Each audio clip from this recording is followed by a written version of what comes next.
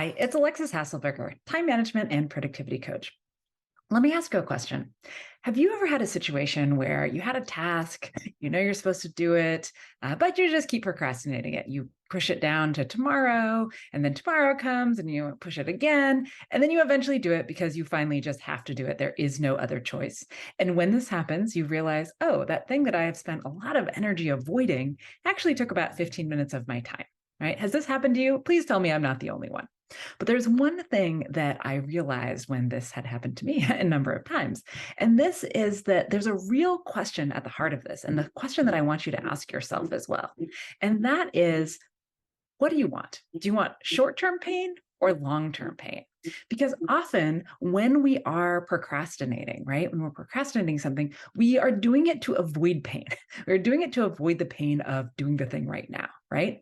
But that actually creates this situation where we're causing ourselves more pain because we are lengthening the time that we are going to sort of be in this painful situation. Now, we procrastinate for all sorts of reasons, right? And I am never going to get on anyone's case about this because I think it happens to all of us. But I want to understand, or I want to help you understand, like, why are some of the reasons that we do procrastinate?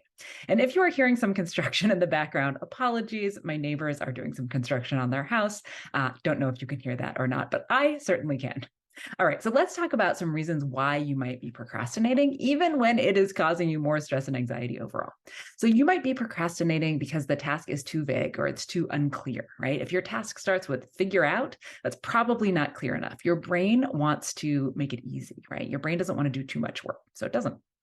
Now, you might also procrastinate because something is too big for a single sitting, right? This thing is going to take you 3 hours. You don't have 3 hours, so you procrastinate. You also might procrastinate because you are not sure how to get started, right? You haven't done this before. You're not sure what to do. You might just not want to do it, right? It might be boring. It might be tedious. It might be something that you are just, not very interested in doing.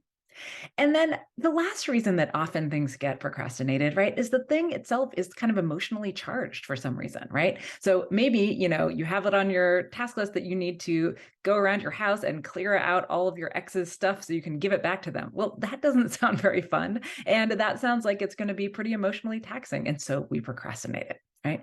So these are all sorts of reasons that we procrastinate. You might have others as well. But I also want to share with you what we can do to avoid this, right? So what can we do to avoid this long-term pain and turn it into short-term pain instead, or maybe even not pain at all? So what are the things we can do here? We can use clear language for ourselves. So in order to make it easy for our brains to execute on a task, you want to say something like, instead of contact Jim, you want to say email Jim. I know that this sounds very simple, but you want to look at some task and you want your brain to think, there's no reason I can't do this right now. You want your brain to not be able to think of a reason why you can't do this thing and move it forward. Now, another thing that you can do is to break things down. When something is too big, it's going to take too much time, or maybe it just feels really overwhelming. Break it down so that the next step or the next action is so small, you cannot convince yourself not to do it. You cannot think of a good reason not to do it, right? You see where I'm getting here. A lot of these things are in the same zone.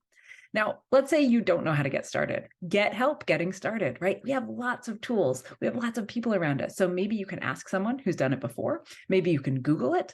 Maybe you can use ChatGPT, but something, someone, somewhere is going to be able to point you in the right direction. Now, you might also give yourself a reward.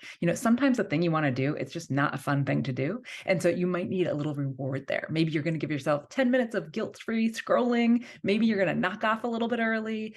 Maybe you are just going to go, have that delicious lunch you've been waiting for, whatever it is. But give yourself a reward if the thing that you've been procrastinating is just like an unpleasant thing to do, right?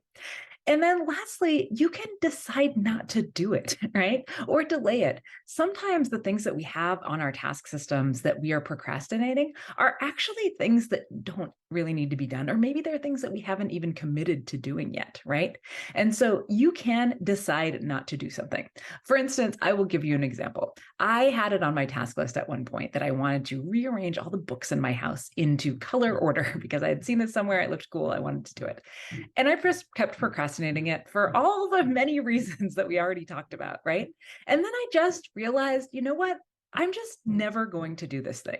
Like, this is not a thing that is ever going to rise to the top. I don't even care about it that much. It was a cool idea, but it's not even something I'd really decided I was going to do. It just was sitting there making me feel bad. And so I removed it and I haven't done it and I don't feel bad about it, right? You can also delay something. You can want to do something, but say, you know what? I don't really need to do this until next year. Push it on down the road. That is not procrastination. That is acting with the correct information that you have right now. Or maybe it's something you don't want to do, but somebody else could do it. Could you delegate it? Could you outsource it, etc.? So there are lots of things that we can do to kind of move ourselves past procrastination. But the main thing that I want you to remember whenever you're feeling that urge to procrastinate is this question: do I want short-term pain or long-term pain? We think that we are preventing the pain by procrastinating the thing, but we in fact are increasing the pain. So ask yourself that the next time: short-term pain or long-term pain? It's your choice. If you like content like this, make sure to subscribe. As you can see, only a small percentage of people that actually watch our videos are subscribed. So please subscribe.